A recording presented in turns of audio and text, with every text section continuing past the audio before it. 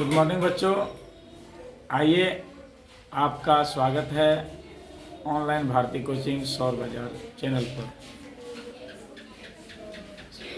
अन्य दिनों की भांति आज भी मैं आप लोगों के बीच द्विघात समीकरण का कुछ जटिल सवाल को जो है हल करने जा रहा हूँ। आइए देखिए सवाल कितना छोटा है, लेकिन इसका शब्द कितना घुमा घुमा के दिया गया है। तो हम अभी जो है एक्सरसाइज 4.1 का 3 नंबर का जो है 2, 3, 4, 5 सभी सवाल को सॉल्व करेंगे इस वीडियो में। तो ये वीडियो थोड़ा लंबा होगा और आप लोग इस वीडियो को अच्छे से देखिए, समझिए, और जहाँ पर सवाल समझ में नहीं आता है तो कमेंट बॉक्स में ज़रूर लिखिएगा, ताकि हम आपको फिर से समझा सकें, बेहतर ढंग से उसको अलग अलग जो है करके बता सकें।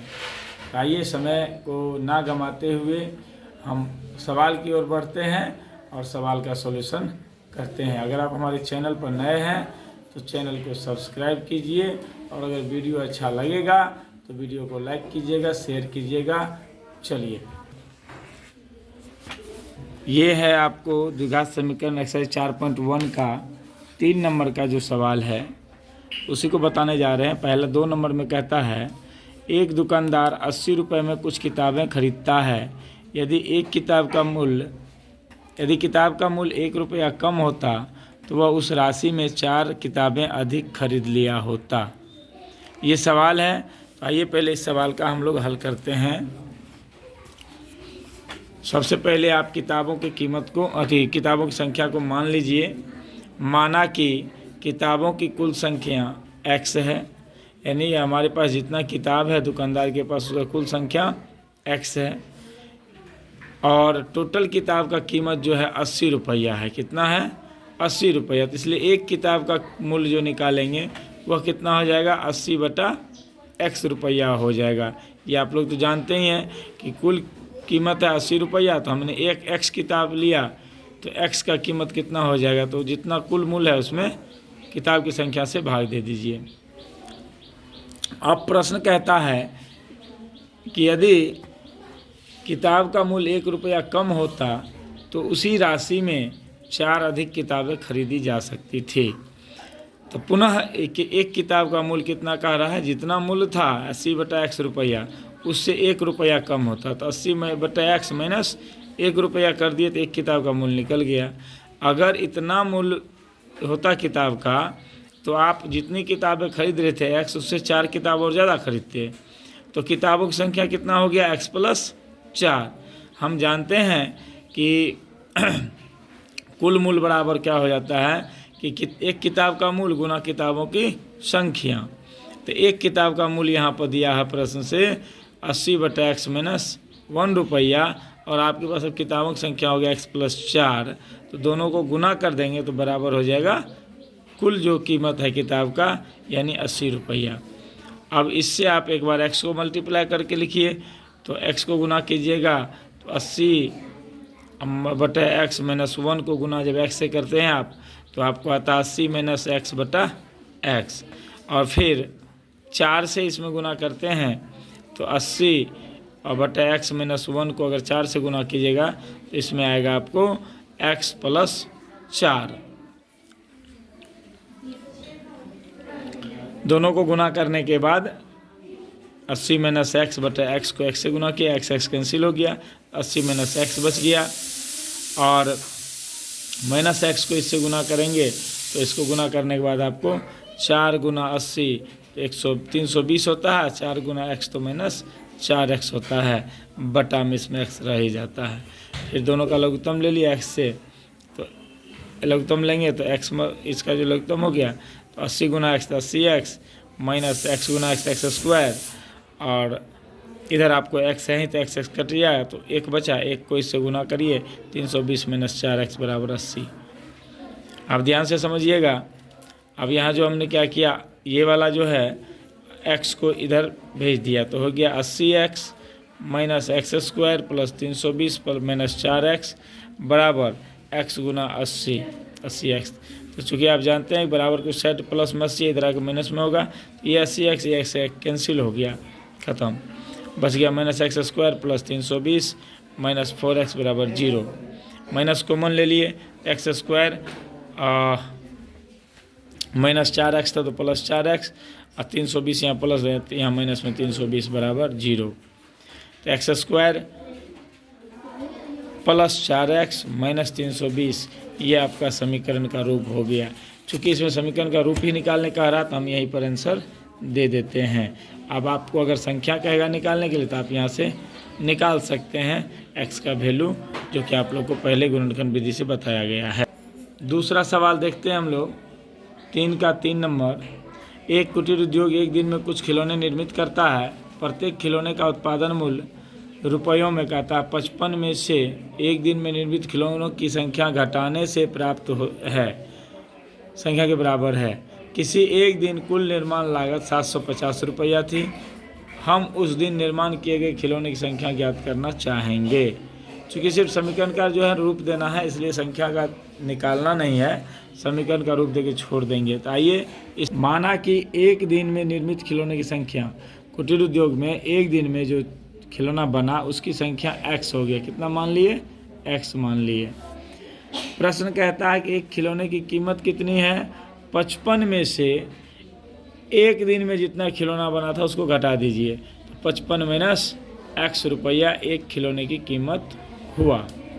हमने कितना खिलौना बनाया है एक दिन में? x खिलौना बनाया है। सवाल कहता है एक दिन में कुल लागत 750 रुपया है। एक दिन में जितना खिलौना बना उसकी संख्या को अगर एक खिलौने की कीमत से गुना कर देते हैं तो वह लागत निकल जाता है। आप भी जानते हैं वस्तु की संख्या गुना वस्तु का कीमत बराबर कुल लागत होता है। तो वस्तु की संख्या x है गुना वस्तु की कीमत 55 माइनस x है बराबर कुल लागत 750 रुपया है। दोनों को गुना करके लिख दिए। सिंपल सवाल है लेकिन समझने में बहुत जटिल लगता है। x गुना 55 तो 55x, x गुना माइनस एक्स स्क्वायर बराबर 750, minus x square plus 55x बराबर 750। तो माइनस एक्स कॉमन ले लिया यहाँ पर, तो एक्स स्क्वायर माइनस 55x बराबर 750। ये माइनस यहाँ से बराबर के उस पार जाएगा तो आपको माइनस 750 हो जाएगा। सबको एक तरफ कर लिया, एक्स स्क्वायर माइनस 55x, इधर माइनस में 750, इधर प्लस में 750 हो गया। देखिए कितना आसान सवाल है, लेकिन पढ़िएगा तो बहुत जटिल बुझाएगा। इसलिए इस सवाल को जो है बहुत ही आसानी से आप बना सकते हैं, समझ सकते हैं। जहाँ पर दिक्कत हो फिर से पूछिएगा।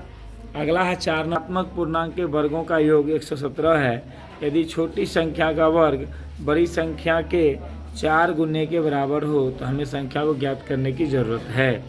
समझिए, क्या चूँकि छोटी संख्या का मान निकाला जाता है बड़ी संख्या से, इसीलिए माना कि बड़ी संख्या x है तो छोटी संख्या का वर्ग प्रश्न कहता है कि बड़ी संख्या के 4 गुना है। तो बड़ी संख्या है x, 4 गुना, तो 4 से इसमें गुना कर दीजिए। ये छोटी संख्या का वर्ग निकल गया। क्या निकल गया भाई साहब? छोटी संख्या का वर्ग निकल गया। अब बड़ी संख्या का भी वर्ग निकालना है, तो बड़ी संख्या चूँकि x है तो इसका वर्ग क्या हो जाएगा? वर्ग का मतलब उस पर स्क्वायर चढ़ता है, तो बड़ी संख्या का वर्ग हो गया x गुना x यानी एक्स स्क्वायर। प्रश्न कहता है कि दोनों संख्या के वर्गों का योग 117 है। तो दोनों संख्या का वर्ग हो गया प्रश्न से एक्स स्क्वायर बड़ी संख्या का वर्ग और 4x छोटी संख्या का वर्ग, दोनों को जोड़ दिए तो 117 हो गया। तो एक्स स्क्वायर प्लस 4x बराबर की तरह प्लस में से 117, इधर आके माइनस में 117। यह भी आपका समीकरण।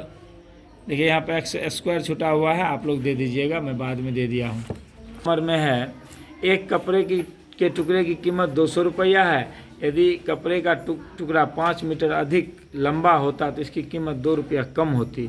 तो टुकड़े की कीमत अपरिवर्तित रहती है, यानी कपड़ा में जो कुल कीमत लगता है वह नहीं बदलता, वो 200 रुपया ही रहता। लेकिन कपड़ा अगर 5 मीटर अधिक लंबा होता तो दाम 1 मीटर पर 2 रुपया कम पड़ता। आइए कि एक कपड़े के टुकड़े की लंबाई x मीटर है। कपड़े के टुकड़े की लंबाई कितना है? x मीटर है। इसीलिए 1 मीटर कपड़े की कीमत कितना होगा?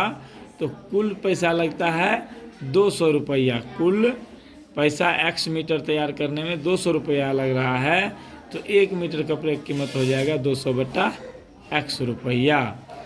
पुनः कहता कपड़े के टुकड़े की लंबाई अगर बढ़ जाती है x तो हो जाता है x प्लस 5 मीटर। कीमत वही है 200 रुपया, इसीलिए लंबाई बढ़ जाने पर 1 मीटर कपड़े के टुकड़े की कीमत हो जाता है 200/x प्लस 5 रुपया। 200/x प्लस 5 रुपया। अब प्रश्न क्या कहता है कि इस 1 मीटर कपड़े की कीमत और इस 1 मीटर कपड़े की कीमत में अंतर कितना का आता है? 2 रुपया का आता है, यानी कि इसका दाम 2 रुपया इससे कम लग रहा है। तो इसमें से इसको घटा देंगे, 200/x माइनस 200/x प्लस 5 बराबर 2। ये आपका समीकरण बनकर तैयार हो गया। आप चाहें तो इसको एलसीएम निकाल करके क्रॉस मल्टीप्लिकेशन करके एक मतलब द्विघात समीकरण के रूप में ला सकते हैं। आशा है आप लोग को यह वीडियो बहुत अच्छा लगा होगा और आपको सवाल समझने में दिक्कत नहीं हुई होगी। अगर आपको वीडियो अच्छा लगा हो, सवाल समझ में आया हो, तो आप लोग ज़रूर वीडियो को लाइक कीजिए और इसको शेयर कीजिए, बेल आइकन को भी दबाइए, चैनल को सब्सक्राइब भी कीजिए। बहुत बहुत धन्यवाद।